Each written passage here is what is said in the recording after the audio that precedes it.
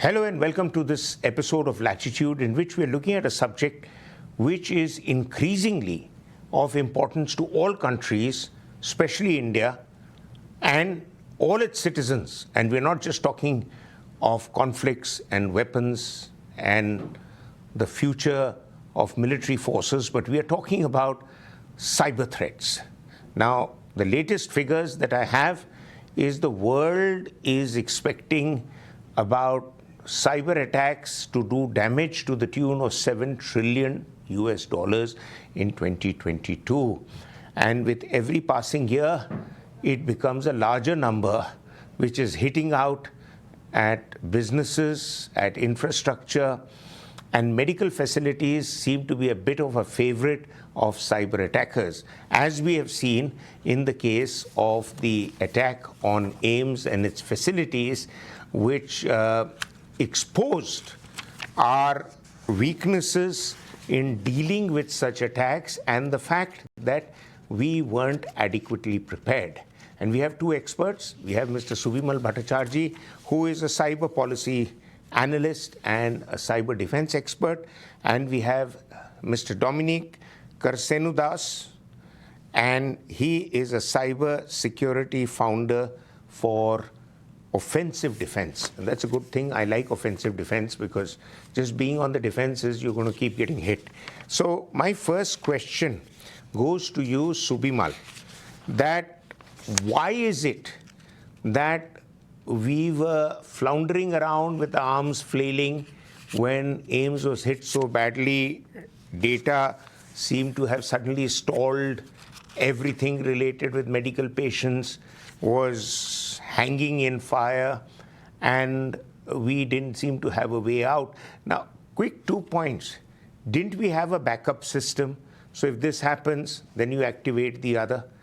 And the second thing is that do we need to educate senior, middle, and junior level employees about the need for cyber sanitization and cyber capabilities, that we need to be 100% on the go, because it's difficult, even if you've identified the cyber attackers, and latest news is some IP addresses in China were identified.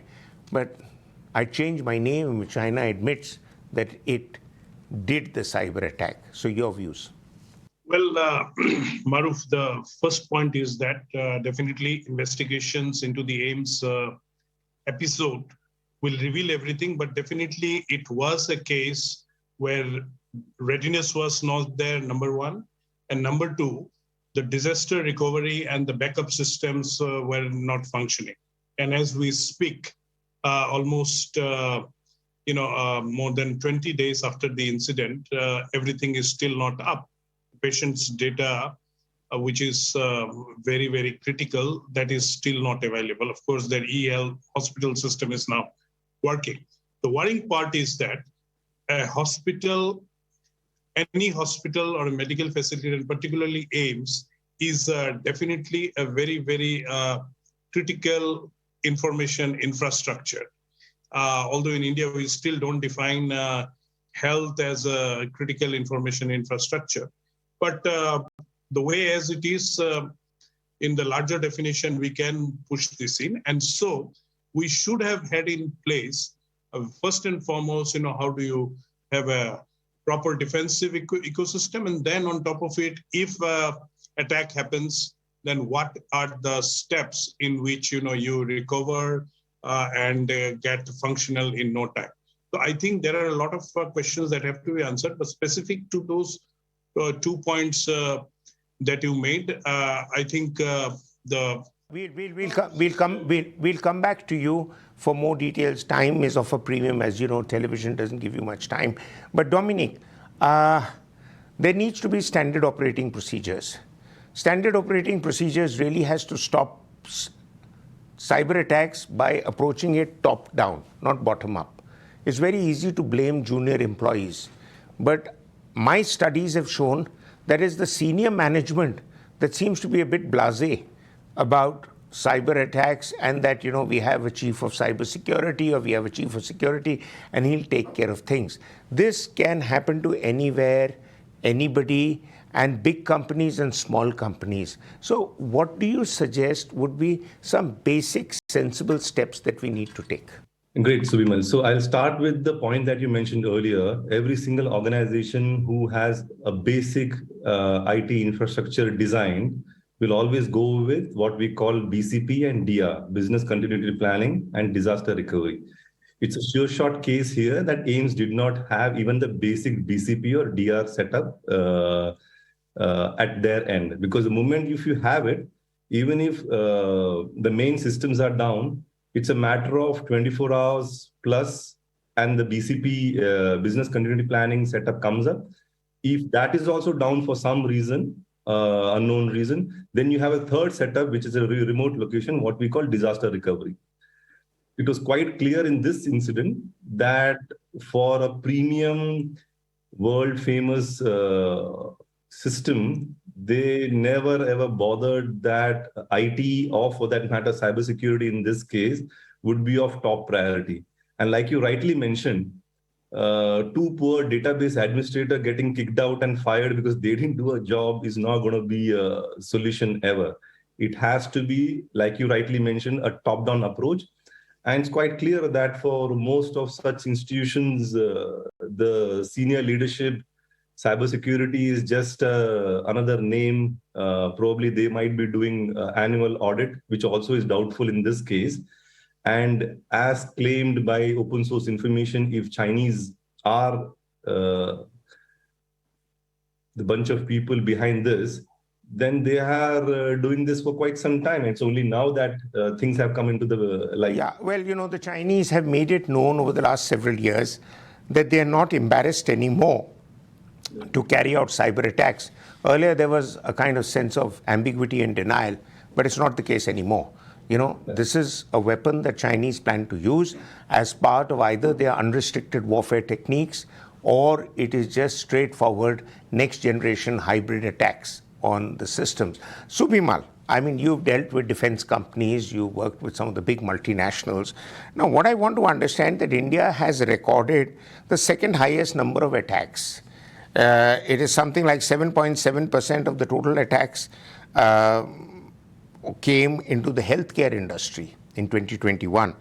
And these attacks, from what I understand, the more you go into technology and more you become techno-dependent, the more the chances of hackers and others exploiting it and attacking you. True? Well, that is true, but then that doesn't deter anyone from going and getting hooked up on the internet and doing all the activities. The point is that how do you devise your networks? How do you plan the security as a critical part of your network topology and deployment? And then after that, if something happens, then what is your business continuity and disaster recovery? So I think we'll definitely have to be very prudent in terms of accepting that we will have to fortify our networks far much better. And as this incident has also shown that the seriousness around the critical infrastructure protection is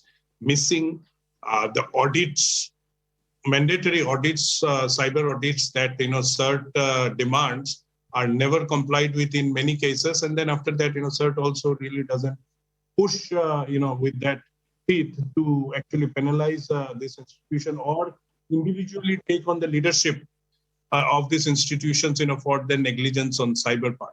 So I think we will definitely have to be serious in terms of putting blames, having systems in place, having leadership and management capacity on everything. And that's how it has to be. We have to seriously announce quickly the national cybersecurity strategy, which for 2 years, ever since the Prime Minister mentioned in his Independence Day, 2020, it has still not come. So I think you have to have this in place. We cannot run this country now with the 2013 National Cybersecurity Strategy. Okay, yeah, good points. And also a point to note is that in India, the higher echelons never get affected. Heads don't roll at the top.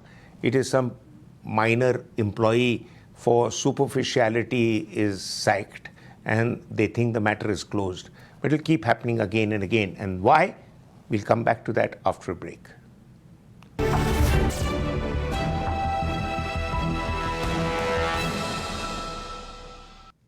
Welcome back. We are continuing to do Latitude on the cyber threats that surround India and the fact that India has been one of the major recipients of repeated cyber attacks. Some studies have shown that a striking 962.7 million Indian data points have been leaked so far. Most of them are passwords, names, telephone numbers. Statistically, per every 10 leaked account in India, half are stolen together with a password.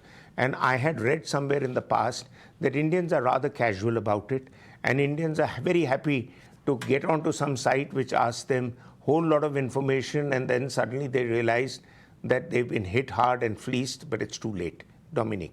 I absolutely agree with you, Maroof. And if I may also add another point is after AIIMS, I'm not sure how many are aware that an Iranian hacker has posted on the dark web claiming that he has admin access to the CoWIN platform of India.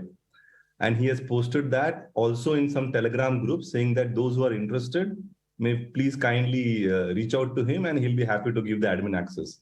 So repeatedly, we see that multiple platforms of national importance are getting hacked by various folks. And there is always a knee-jerk reaction. If I have to ask as an Indian citizen a simple question, who is the Chief Information Security Officer of AIIMS? We don't know. Who is the Chief Information Security Platform for Health Authority? We don't know. Do we even have a Chief Information Security Officer in the Ministry of Health who can take care of this as a single point of contact? The answer is still a no. So every single time a knee-jerk reaction, I'm not sure if this is going to go too far, because the way I see it as somebody who's been tracking this sector for the past 20 years or so, China, as you mentioned, has just started the game. They are just doing basic testing, whether it's our power sector and now this healthcare infrastructure, and you never know what is in store for 2023 and onwards. Yeah, not a very good thought to have. But Subimal, India's new cybersecurity directive that you were just mentioning, the CERTIN, the Computer Emergency Response Team, etc., they have been asked to come up with a whole lot of extensive data collection within the Indian jurisdiction. But my understanding has been in the past, the government uses all the power and the resources it has to protect governmental infrastructure. Unfortunately, AIIMS was governmental infrastructure that the government couldn't protect. And the private security providers or the private providers have a problem because these directives have not gone down well with many VPN providers. Why? Well, it seemed that a lot of the asking that CERTIN was trying to do was going to basically get these VPN service providers out of business and possibly even get into privacy issues. But having said so, the approach with which India is going, or even I would say even the European Union is going about trying to put in more responsibilities on the big tech and social media intermediaries, as well as entities that deal with data. Somewhere down the line, such kind of reporting on a regular basis or providing updated information when a crisis happens, that's going to be the rule of the day. But however, it's very important, since you brought in the context of CERTIN, CERTIN needs to be given a lot of teeth, CERTIN needs to be given a handsome budget, CERTIN needs to have a much more technical expertise, because the extent of incidents, the range of attacks that's coming is growing very fast, and you just cannot keep pace with the whatever capacity you have. So I think once a policy comes, that's going to look at every aspect. The first, of course, the creating the awareness around cybersecurity, building in responsibility in the organizations. Then, of course, how do you investigate, track, and then keep your critical infrastructures and networks secure. So it has to be a whole of government plus the whole of citizen approach, and not only restricted to a government kind of. And most importantly, you have to preempt what the enemy could do. I mean, there's an old Chinese saying which says the enemy expects you to do 3 things, do the 4th. So we have to be one step ahead of that. Now, Dominic, last question to you. And since you look at defense-related aspects, there is a defense cyber agency that was set up in May 2021. And it looks after the cyber requirements or cyber concerns of the National Technical Research Organization, NTRO, India's Research and Analysis Wing, RAW, and also the National Security Council and the DRDO, Defense Research and Development Organization. What is it that they can do more to ensure that our critical weapon platforms that are not directly controlled by any one body, like nuclear weapons, are also secure and not jammed when you need to use them? I'm so glad you asked this, Maroof. So the name that you took, NTRO, National Technical Research Organization, also has an extended arm called NCIAPC, which stands for National Critical Information Infrastructure Protection Center. Quite a mouthful. They, in this whole incident of AIIMS, have been really lucky because for some funny reason or some intelligent bureaucrat out there, they decided that healthcare should not be listed as a critical information infrastructure in India. I hope with this incident of AIIMS and now the COVID as well, they will seriously give it a thought at the next NSAB or some other high-level meeting and really put in healthcare and other resources, including the water network, which is the case in the US, as part of the NCIPC mandate. The secondary point would be the Defense Intelligence Agency or Cyber Agency should really figure out a path ahead of working closely with young Indian citizens, take them into confidence, and build a long-term plan with regards to defensive aspects for the country, because there is too much of talk happening on the offensive part, but offensive would be only as powerful as your defensive mechanism. Right now, every single server at the Government of India infrastructure seems to be vulnerable because I'm not even sure if they do the basic penetration testing and vulnerability assessment analysis on periodic basis, which is a basic first step towards a cyber hygiene program. In addition to that, I feel awareness is really, really low. There has to be a war footing sort of an effort with regards to skill development in the cybersecurity aspects, and not push aside that those who are techies are not at par with the infantry or the armored corps, but at par with them. And the future warfare is all about cyber and space. So I think a lot needs to be done. I'm not even sure if we have started.